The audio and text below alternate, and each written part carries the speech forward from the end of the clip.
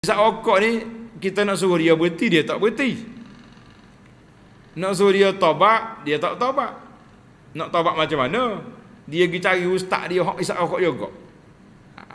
Dia panggil sindiket juga.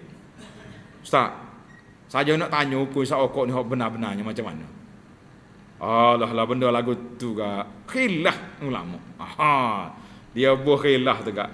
Ada ulama kata makruh ya. Tidak ada haram-haram. Dia tak update. Ada dulu ulama kata makruh. Tapi setelah doktor buat kajian, beri laporan kepada ulama-ulama besar dalam dunia ni, boleh katakan majoriti ulama mengatakan haram. Tak ada orang kata makruh. Hak makruh tu dia panggil hak tak update. Itu masalah. Ada seorang dulu ustaz dia, Allah isap rokok fatwa nak dia tu.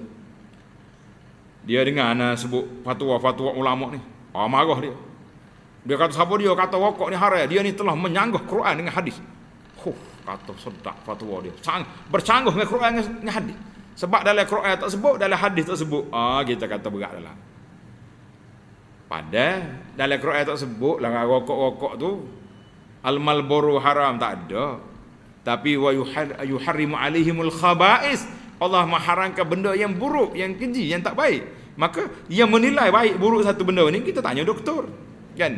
Tanya doktor, doktor kata ini mudarat. Maka mudarat tak boleh kita nak guna.